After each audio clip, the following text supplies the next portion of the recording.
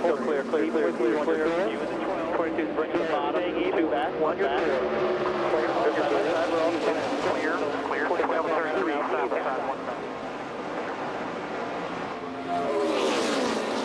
Kyle Busch gets clear. Joey Logano left the race with Brad Keselowski for second, and Greg Biffle trying to come and join the party. Biffle to the outside behind Logano.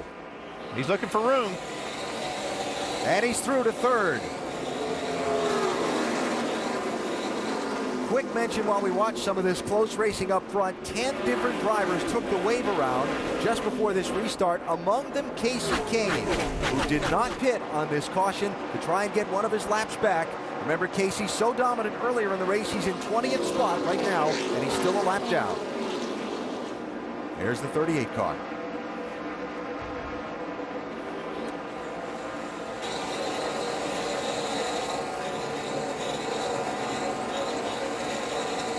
So Kyle Busch just joining us. Remember, way back at lap 48, he dove onto pit road, short pitted under green, felt something funny with his car. They made the green flag pit stop, but he got busted for speeding exiting the pit lane. He had to come back down for a pass-through penalty.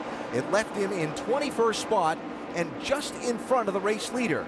Things worked out his way. He stayed on the lead lap, and now he's leading the race. Well, he had to work for it. He stayed in front of Casey Kane there, really working hard, found a little bit of something there with his line that picked him up quite a bit. Then the next run, he was just so-so, but right now he's got the lead because his pit crew did such a good job. We'll see if he can hold it. Here comes Keselowski down the inside of Biffle. Looks like it might take Brad's car a couple of laps to come in, with the air pressures up a little bit. Talking about Kyle Busch, I was like, and it looks like they might have made another adjustment on that car because, as you said, I mean, he was about a 4th place car in the last run. Yeah, and that's one thing they're really good at too. They do keep adjusting on that car, even if they're leading the race by 4 or 5 seconds. They'll make changes on that car every stop because Kyle's so good at giving them feedback. And like we talked about at the beginning of the day, the team that wins this race today, they're going to work on their car all race long. Well, Kyle's team has definitely done that, so we'll see how it goes. But looks like we've got a good race shaping up. That 22 car looks like he's getting pretty strong here at the end too. And we've seen Kyle do his job from the driver's seat too, because he's moved around on the racetrack depending on the circumstances how his car was going to find out where it's running the best. You see them all kind of run the bottom right at this section of the run, and this is when the tires are still pretty fresh.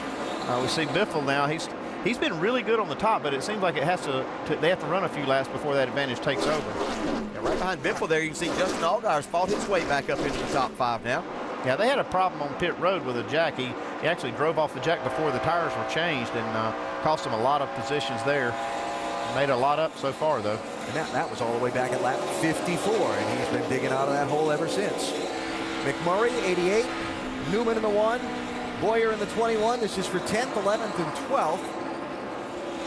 And don't forget, Ryan Newman was running second when he had almost the same thing on pit road. They had some lug nuts that fell off the right front, and he's not been able to make that ground up. And another car that at one point in time was a lap down, the 88 of Jamie McMurray, got himself up into the top 10 now. Last ride in this car for McMurray for time being. Of course, the Nationwide Series goes off to the separate site stretch of races, starting next weekend in Nashville, then on to Kentucky Speedway, and up to Road America in Wisconsin, while the Sprint Cup Series goes to Pocono and Michigan and out to Sonoma. So a lot of young drivers get an opportunity, like, for example, next week in this 88 car. Going to see some new faces. Yeah, Coleman Presley will be in that 88. A lot of young drivers get these opportunities, make for some really good racing, too. And here's for second place, Brad Keselowski and Joey Logano. It looked like at one point in this race we talked about that Brad might have lost the handle of his car, and it might have just been a set of tires that was on the car that wasn't totally agreeing with him, but they've obviously adjusted well from that. Now he's up here battling Logano for that second spot. See how difficult it is. You really have to get a good run to make that pass before you get to the next corner. Now, one thing they're dealing with, too, is what Alan brought up a while ago. Man, that was close. That was close. That's what Alan brought up a while ago. That turn 4 had shade on it. Now the sun's starting to shine back on it. I think they're going to be struggling with that a little bit. And now a little bit of shade in turn 1 as the sun goes behind the condos over that part of the racetrack. It's a challenge here. You know, the sunshine on this racetrack is, as you talked about at the top of the show, Andy, the biggest challenge on the circuit. It is. It's like a switch, man. That sun hits that track, it changes everything so dramatically here, way more than any track we go to. Yeah, and it's those conditions that we see this great battle go on. Logano trying to make a crossover move and come back to the inside of Keselowski. That's what, as a driver, you feel like you've accomplished a lot when you're able to run good, win races here because of the difficulty that you have with all of these challenges that are presented to you throughout a day. Really tests your patience, doesn't it? Oh, it does. It really, really does. I'm thinking of, you know, Keselowski before got the run under Logano, then Logano came roaring back on the outside. He had to work his way back around him. By the way, the wave around didn't work out for Casey Kane, didn't get the quick caution, so he's had to pit under the green flag here, and you can pretty much write off that 38's chances for the day. And what a shame. What a great car. Yeah, well, he had to take a shot at it. I mean, it was a gamble to get a caution. He didn't get it, but also tough see, day. yeah, he'd been into the wall. You could see the right side scraped up.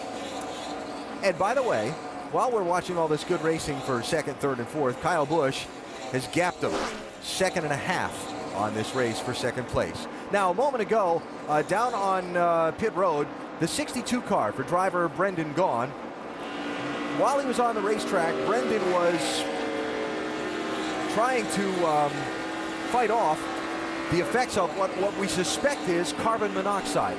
Remember, his car was in an accident back at lap number 7, which damaged some of the fenders, which could have knocked what they call the crush panels loose inside the car that seal the fumes from getting in the car. So on this last pit stop a minute ago, Brendan taken from the car, and he has been replaced by Chase Miller, who is substituting behind the wheel.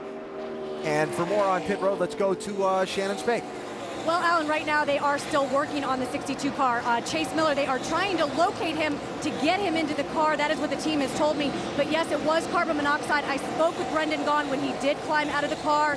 He looked okay, but just said because of the damage on that car, he's been sucking those fumes for the entire race. They brought him into the infield care center. You saw that he was on oxygen. But right now, the team trying to repair the damage down here in the Cup garage and looking for a replacement driver. Alan? DJ, you've been in one of those cars with those crush panels knocked out before. Yeah, it's not. Yeah, I mean, the only way I can tell you is that you start losing your focus, and then the longer that it goes, you really have no business being inside of the race car because it will create headaches. That comes later on. But when you start losing that focus, it almost then starts making you sleepy. You have no business being in a race car running 180, 190 miles an hour. So Brendan did the right thing. So good move there for Brendan Gaughan and the Rusty Wallace racing team to get him out of the car. Yeah, here's a role reversal. We got Casey Kane trying to keep from going another lap down to now Kyle Busch. Yep. Kyle out in front by 1 7/10 seconds with 43 laps to go, trying to tie Mark Martin for most Nationwide Series wins at this track. At the TechNet Auto Service 300 powered by CarQuest, and updated is Mark Green, who has just climbed aboard the 62 car in the NASCAR Nationwide Series garage, and he will be the relief driver for Brendan Gaughan, bringing that car back out onto the Speedway. 38 laps to go. Kyle Busch leading Brad Keselowski by 1 1/10 seconds. Now that gap has shrunk for these last few laps as the 22 car starts to eat in a little bit to the 18's advantage. Yeah, last lap was almost 3/10, a little over 3/10, almost 4/10 of a second. Yeah, starting to see Kyle Busch in that 18 car move back up to the top of the racetrack now. Meantime, talk about digging out of a hole from earlier in the race. Justin Allgaier with the mistake on the first pit stop. He's about to try and challenge Joey Logano for 3rd place. I'm really impressed with what the Penske cars have done. You got that 22 car, Brad Keselowski running second, challenging for the lead. And then you've got the 12 car here of Allgaier. They're just doing an outstanding job in this series. And Roger Penske I was over there this week. They have an incredible facility. And for a program that didn't exist until over the winter, right? Now all of a sudden they're fielding 2 full-time cars together, and they've really figured out a way to make these two work with each other, right? Yeah, and it starts back at the shop, and it's the crew chiefs and the drivers, and they all have a great relationship. You can see they're all in one shop, all working together, and it really shows out here on the track. How about it, Dave?